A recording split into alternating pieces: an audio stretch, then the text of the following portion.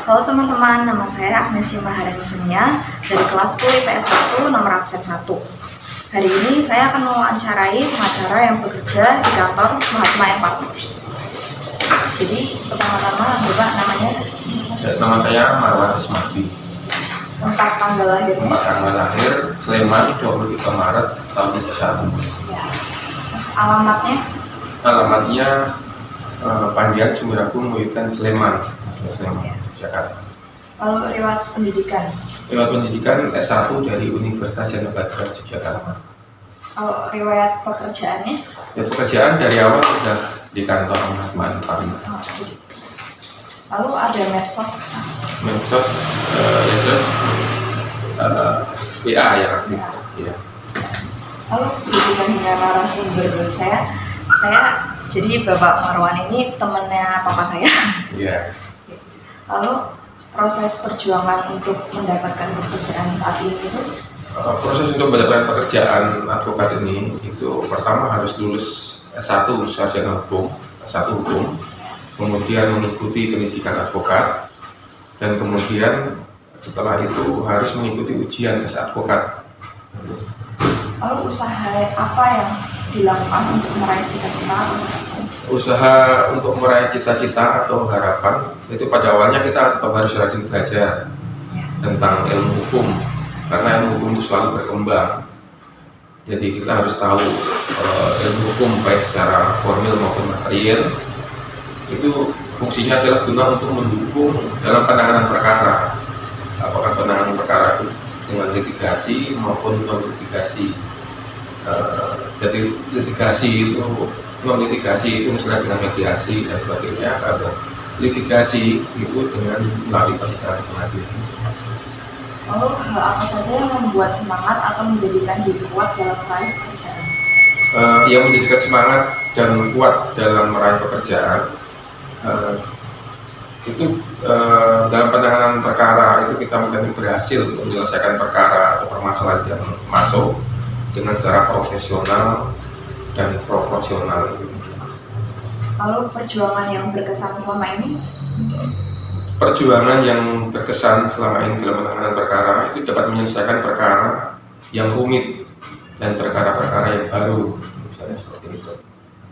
Lalu untuk dinamika pekerjaan, ritme atau pola kerjanya bagaimana? Biasanya rata-rata ya jam 9 sampai jam 4. Apa saja yang dilakukan selama bekerja atau rutinitas kerja? Kalau rutinitas itu misalnya kita sidang atau kita tidak sidang, ya jelas kita mempelajari perkara-perkara yang masuk. Kemudian kita juga mengkategorikan perkara itu apakah perkara perdata atau pidana. Kemudian untuk mengetahui bagaimana cara penanganannya, itu ada cukup dengan non litigasi atau harus dengan litigasi supaya tepat dalam penanganan perkara. Untuk relasi atau rekan kerjanya dibutuhkan yang bagaimana? Kalau relasi atau rekan kerja itu sangat diperlukan karena kita juga membutuhkan suatu jaringan untuk perkara-perkara, misalnya ada di perkara yang di luar daerah, perkara yang di dalam daerah dan sebagainya. Kemudian perkara-perkara itu juga kadang-kadang rumit, kita harus membutuhkan rekanan untuk penyelesaiannya. Lalu hal apa saja yang ditandatangani? Yang ditangani? Kalau yang ditangani itu macam-macam ya, perkara-perkara yang masuk itu banyak. Jadi baik berhubungan dengan benda maupun berhubungan dengan manusia banyak, karena di sini ada perkara perdata, perkara pidana, perkara PT UN dan lain-lain. Jadi misalnya kalau perdata itu misalnya sengketa tanah dan sebagainya, kemudian tentang orang itu ya bisa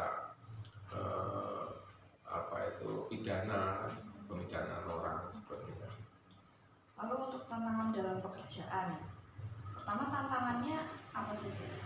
Kalau tantangannya yang jelas hukum itu selalu berkembang lagi dan selalu berkembang, maka tantangannya kita harus rajin untuk update baik peraturan-peraturan atau referensi perkara yang sedang tren saat ini. Lalu hal apa saja yang perlu disiapkan dalam pekerjaan? Yang harus disiapkan yang jelas kita harus menguasai ilmu hukum tadi secara baik secara material maupun secara formal. Kita juga mempunyai referensi tentang penanganan perkara. Kita juga harus menguasai bagaimana cara mediasi, hukum acaranya, hukum materialnya. Lalu keterampilan apa saja yang dibutuhkan atau disiapkan? Kalau keterampilan yang jelas kita harus mempunyai kecermatan untuk memilah-milah permasalahan yang masuk. Jadi kita juga harus mempunyai keterampilan untuk memediasi misalnya. Kita mempunyai untuk berbicara dan sebagainya seperti itu. Lalu untuk kendalanya apa saja dan bagaimana solusinya? Kalau kendalanya itu memang tentang peraturan yang baru itu kita harus update. Jadi peraturan yang baru itu kan kadang-kadang muncul kita nggak tahu ya, kita tetap itu harus tahu. Berarti kita tetap harus mengupdate peraturan-peraturan itu secara online supaya cepat sampai. Lalu untuk pesan untuk siswa, pesan untuk menghadapi dunia kerja ini? Kalau pesan untuk menghadapi dunia kerja ya tetap kita harus rajin belajar, rajin mengikuti perkembangan supaya kita mempunyai referensi untuk ke depan dunia kerja itu. Lalu untuk harapan untuk generasi muda? Ini hampir sama ya, jadi tetap harus banyak belajar, kemudian supaya dapat menyelesaikan permasalahan-permasalahan yang dihadapi. Kita juga harus bersifat profesional, kita harus bersifat proporsional, misalnya di dalam hukum ini sehingga kita dapat menegakkan hukum sebagaimana mestinya. Ya, oke, terima kasih untuk